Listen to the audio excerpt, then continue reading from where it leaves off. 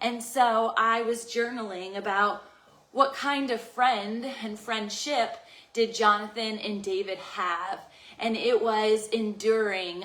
Cindy's on. I was just thinking about and talking about your daughter without actually saying it, but talking about friendship and David and Jonathan's friendship, like what kind of friend were they and what kind of friend are you? And ultimately in reflection, obviously by myself and with the Lord, what kind of friend am I? And I think so many times we can get in this place of, I wouldn't say selfishness, but just we're in our own worlds, we're in our own heads, we're in our own problems, that we aren't even focused on other people to the same extent, right? Like going in and warring on behalf of a friend, going in and standing up on behalf of a friend, going to that friend when they're in a hard season, and just what does friendship mean? What does it mean to you? And I know I'm a good friend, and I know that you're likely a good friend too, but what is a steadfast friend? What is a friend like Jonathan who would go to his own father and risk his own life to speak on behalf of your friend? Are you willing to do that?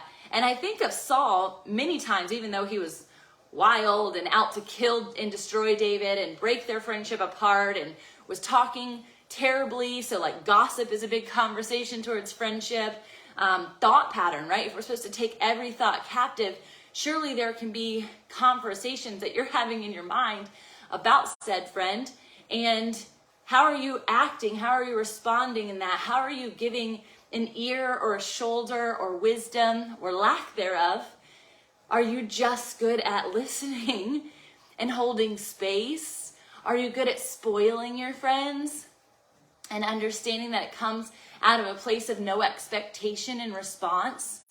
So I was looking to Saul a couple times as like a father, because he was Jonathan's father, and thinking about how Jonathan approached his dad many times.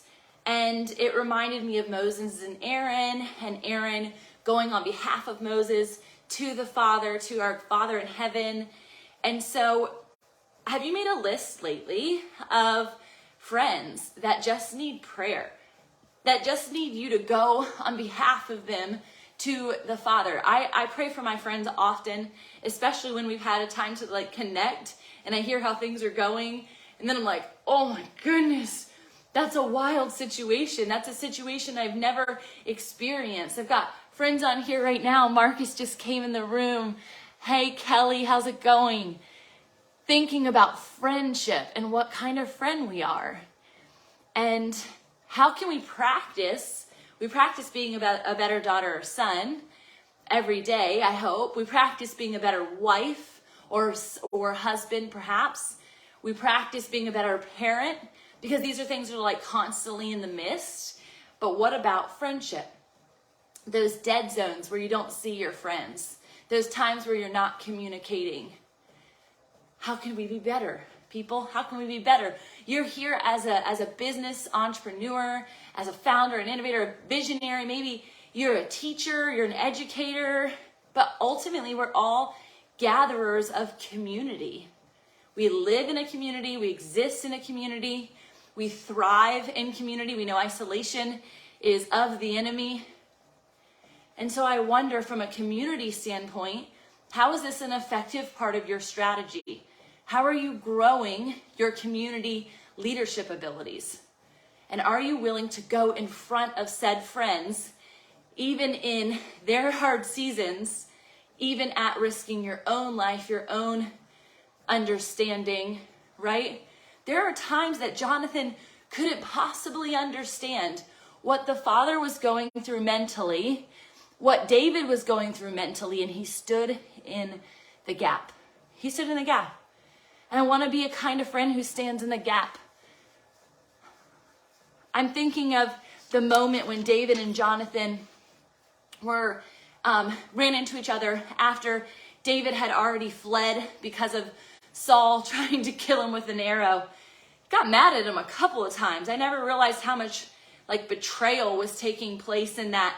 And even from a friendship perspective as a spouse, when Michal, his wife, David's wife, protects him and lies on his behalf. Now, I'm not one for lying, but I am one for protection.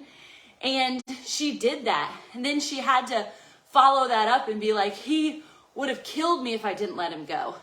But ultimately, all of it was because they saw the God on top of David's life. They saw the Spirit inside of David, and they wanted to see him thrive, and they knew that he wasn't in the wrong. Sometimes I've been the friend who's in the wrong, and I was projecting said problem to my friends. And so this isn't just what kind of friend are you when it comes to stewarding friendship and giving of yourself and loving on them, but how do you carry your problems to your friends? Because your friends aren't the fixers. Your friends aren't the ones with the ultimate wisdom. Your friends might hold space for you. They might protect you. They might come up with a plan of action like Jonathan did. Go here, do this, listen for this word, not for this word. Don't go to that thing. Don't do it that way. But even still, if we're not hearing from the Lord, our actions shouldn't be concretely sound just because somebody else has walked out a scenario. Because we want to walk in righteousness, and that's what David did so beautifully. He really did. He was constantly having conversations with the Lord through this time. And even Jonathan, who as a friend was like, I know you don't trust me right now because you don't trust my dad. So come with me and let me say an oath before the Lord. Are you doing this for your team members? Are you doing this for your employees? Are you doing this for your right-hand EA, VA? I remember when I was bringing on some new VAs last year, and we would just pray. I'd be like, can we just pray together as a team? Because I don't think anything else can secure a relationship besides prayer. Sometimes if things didn't go well or something didn't turn out the way that we had hoped on either end, I'd be like, can we just pray? I remember when Morgan had told me essentially that she was going to fly off into sabbatical land, which sounds so amazing. She's like, I'm going to the beach all day tomorrow. I'm like, I want to do that. But she's hearing from the Lord in a beautiful season and stepping into some new higher callings for herself and emboldening herself and stepping in confidence and trust and faith. So happy for her. And simultaneous, when I got the news, it affected our relationship. Didn't affect our friendship, but it reflected the dynamics of our relationship. And so there's tension.